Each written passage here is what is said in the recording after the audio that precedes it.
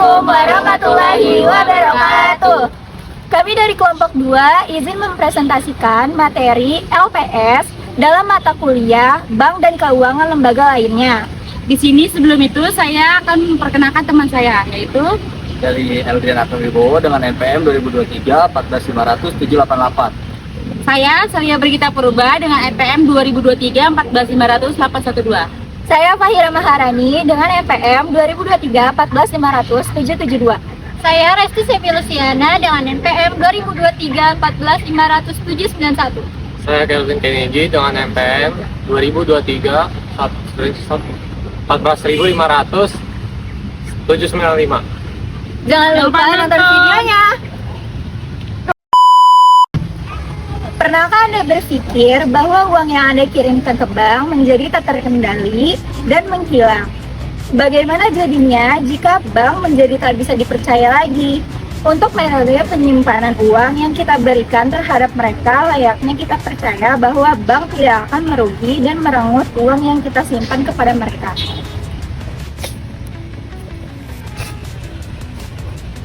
Kakak, tahu gak sih LPS itu apa? Mau tahu? Mari sini aku jelasin.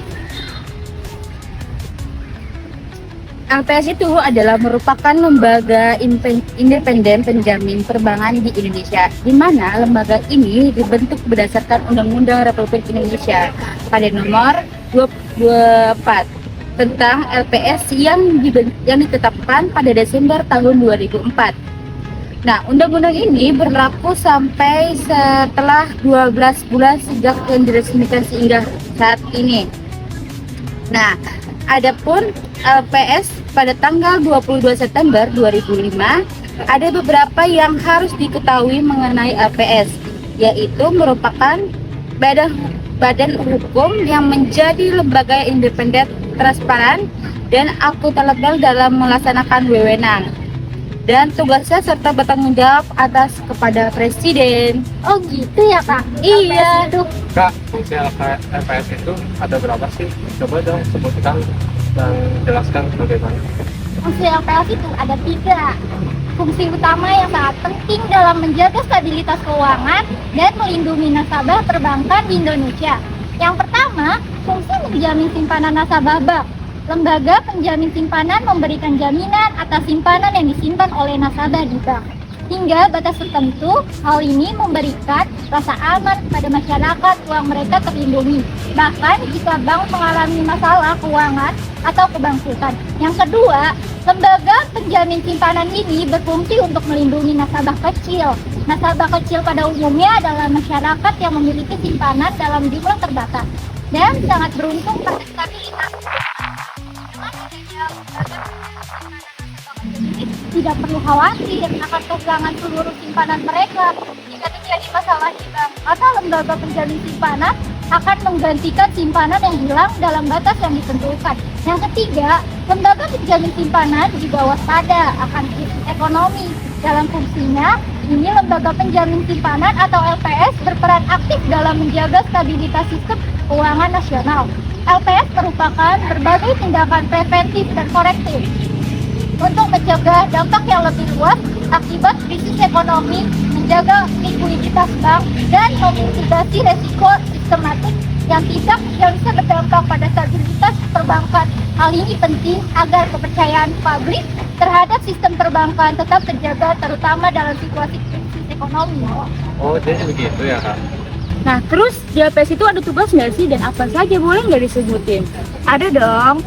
LPS memiliki tugas penting yang berfungsi untuk menjaga stabilitas sektor perbankan. Tugas LPS yang pertama, merumuskan dan menetapkan kebijakan pelaksanaan penjamin simpanan. Dalam tugas ini, lembaga penjamin simpanan bertanggung jawab untuk membuat aturan dan kebijakan yang mengatur simpanan nasabah di bank akan dijamin. Proses ini melibatkan pengkajian terhadap kondisi ekonomi regulasi perbankan dan kapasitas lembaga penjamin simpanan dalam melindungi simpanan nasabah. Dengan kebijakan yang tepat, lembaga penjamin simpanan dapat memastikan bahwa sistem penjaminan simpanan berjalan secara efektif dan memberikan perlindungan yang optimal. Selanjutnya, tugas LPS yang kedua adalah melaksanakan, menjalankan, dan menjamin simpanan bank. Dalam hal ini, lembaga ini simpanan bertindak sebagai pelaksanaan dari kebijakan yang telah ditetapkan. Lembaga penjamin simpanan memastikan seluruh bank yang terdaftar memenuhi syarat untuk mendapatkan penjaminan, dan jika terjadi masalah seperti kegagalan bank, lembaga penjaminan simpanan bertindak cepat untuk menghentikan simpanan nasabah sesuai aturan yang berlaku. Selanjutnya, yang ketiga yaitu merumuskan, menetapkan, dan melaksanakan kebijakan penyelesaian bank gagal yang tidak berdampak sistematik. Pada tugas ini, lembaga penjamin simpanan bertanggung jawab untuk menangani bank yang mengalami kegagalan tetap tidak mempengaruhi stabilitas sistem keuangan secara keseluruhan. Tugas yang keempat yaitu penjamin simpanan adalah melaksanakan penanganan bank gagal yang berdampak sistematik. Ketika bank yang lebih besar atau memiliki pengaruh signifikan terhadap ekonomi mengalami kegagalan, lembaga penyimpanan harus mengambil langkah-langkah lebih kompleks dan mendalam. Penanganan bank gagal yang berdampak sistematik memerlukan investasi cepat dan tepat karena kegagalannya dapat menyebabkan krisis di sektor perbankan atau ekonomi secara lebih luas. Oh, berarti tugasnya banyak banget ya, Kak? Iya, banyak banget. Wewenang LPS itu kan ada beberapa macam ya. Coba tolong sebutkan dan jelaskan.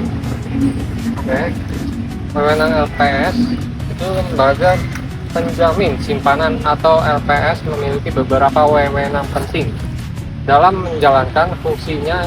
Yang pertama, lembaga penjaminan simpanan memiliki wewenang untuk menetapkan dan memungut premi penjaminan. Ini berarti lembaga penjamin simpanan berhak untuk menentukan besarnya premi yang harus dibayarkan oleh bank beserta penjaminan sebagai bentuk kontribusi mereka terhadap perlindungan nasabah. Premi ini menjadi salah satu sumber perdagangan lembaga penjamin simpanan dalam melaksanakan tugas penjaminan simpanan. Kedua, lembaga penjamin simpanan juga berwenang menetapkan dan memungut kontribusi bank pada pertama kali menjadi peserta. Ketika sebuah bank baru bergabung dalam program penjaminan, lembaga penjamin simpanan memiliki hak untuk meminta kontribusi awal sebagai syarat keikutsertaan. Hal ini penting untuk memastikan setiap bank yang menjadi peserta memberikan kontribusi yang sesuai demi menjaga keberlangsungan dalam penjaminan yang dikelola oleh lembaga penjamin simpanan. Ketiga, lembaga penjamin simpanan adalah mengelola kekayaan dan kewajiban LPS. Dalam hal ini, lembaga penjamin simpanan berlangsung jawab atas pengelolaan sumber daya keuangan yang dimiliki, termasuk dana yang diperoleh dari premi dan kontribusi. Bank LPS harus mengatur kekayaan ini secara efisien agar dapat memenuhi kewajiban dalam menjamin simpanan nasabah dan menangani bank yang mengalami kegagalan. Selain itu, selanjutnya, lembaga penjamin simpanan ini memiliki wewenang untuk mendapatkan data simpanan, data kesehatan bank, lab LEP keuangan, dan pemeriksaan bank sepanjang tidak melanggar kerahasiaan bank. Ini memungkinkan LPS untuk melakukan pengawasan dan evaluasi terhadap kondisi keuangan bank peserta. Dengan akses ke informasi dari ini, LPS dapat melakukan tindakan yang diperlukan untuk mencegah atau menangani masalah bank sebelum menjadi lebih serius, sembari tetap menjaga privasi data nasabah sesuai dengan aturan kerahasiaan bank. Katanya syarat LPS itu terkenal dengan istilah 3T ya. Apa sih 3T itu? Betul, jadi istilah agar pinjaman LPS agar bisa mendapatkan jamin dari LPS ada beberapa syarat yang harus dipenuhi dari nasabahnya yang terkenal dengan istilah 3T, yaitu pertama, tercatat dalam pembukaan bank. Lalu kedua, tingkat bunga simpanan nasabah bank melebihi tingkat bunga penjamin LPS. Lalu ketiga itu tidak melakukan tindakan yang merugikan bank. Nah, saya akan menjabarkan ya dari istilah 3T-nya. Yang pertama itu tercatat dalam pembukaan bank. Yang dimaksud adalah informasi mengenai simpanan nasabah yang harus tergantung pada pembukaan bank, termasuk nomor rekening, nama, saldo, dan informasi lainnya. Lalu kedua itu tingkat bunga simpanan Nasabah tidak melebihi tingkat bunga penjaminan LPS. Dengan kata lain, nasabah menyimpan tidak boleh mendapatkan keuntungan dari bank secara tidak lazim atau memperoleh tingkat bunga melebihi batas maksimal yang sudah ditetapkan LPS. LPS sudah menetapkan tingkat bunga yaitu 4,25% untuk simpanan bank. Umumnya 2,25% untuk simpanan falas atau valuta asing dan 6,75% untuk bank perkreditan rakyat atau BPR. Lalu yang terakhir itu tidak melakukan tindakan yang merugikan bank. Ini mencakup hal-hal seperti kredit macet atau tindakan yang mengancam kesehatan bank. Itulah ketiga syarat LPS. Oh alah, syaratnya gitu. Peserta penjamin LPS itu apa sih? Peserta penjamin LPS mengenai peserta sesuai dengan pasal 37B Undang-Undang Nomor 10 Tahun 1999 tentang perbankan, yaitu setiap bank wajib menjamin dana masyarakat yang disimpan pada bank yang bersangkutan. Untuk penjaminan simpanan masyarakat pada bank tersebut dibentuk LPS. Bank peserta pinjaman meliputi bank umum dan bank perkreditan rakyat atau BPR, yaitu bank nasional, bank campuran, dan bank asing serta bank konvensional dan bank syariah. Oh gitu, makasih ya Kak penjelasannya. Kak, saya mau tanya tujuan pembentukannya LPS itu kalau boleh tahu kayak gimana ya? Tujuan pembentukan LPS dibentuk dengan tujuan untuk menumbuhkan kembali rasa kepercayaan masyarakat terhadap bank karena krisis moneter pada tahun 1998 yang menyebabkan bank menurun kepercayaan masyarakat terhadap sistem perbankan di Indonesia.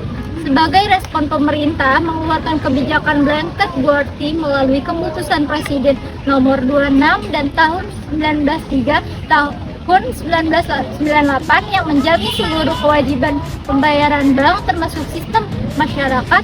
Meskipun kebijakan ini berhasil memulihkan kepercayaan publik, cakupan penjaminan yang terlalu luas menimbulkan moral hazard di kalangan pengelola bank dan masyarakat. Untuk mengatasi masalah ini, pemerintah memutuskan mengganti blanket QWERTY dengan sistem penjamin simpanan yang terbatas guna tetap memberikan rasa aman bagi nasabah dan menjaga stabilitas perbankan. Itulah tujuan pembentukan LPS. Dibentuknya LPS bertujuan untuk menumbuhkan kembali rasa aman masyarakat dengan bank dalam hal simpanan sehingga muncul kembali rasa kepercayaan terhadap bank. Oh, jadi gitu ya Kak. Terima kasih ya. Di tahun 2025 ini ada nggak sih Kak kasus LPS? Kalau ada ceritain dong. Pastinya ada dong, yaitu adalah kasus penutupan BPS Santo Jaya tahun 2025 yang dimana pada bulan Mei lalu Bank Perkreditan Rakyat atau BPS Santosa Jaya yang berlokasi di Jawa Tengah resmi dicabut oleh usaha OJK, yaitu adalah Otoritas Jasa Keuangan, yang dimana kondisi keuangan tersebut memburuk akibat kredit macet sampai 65% loh.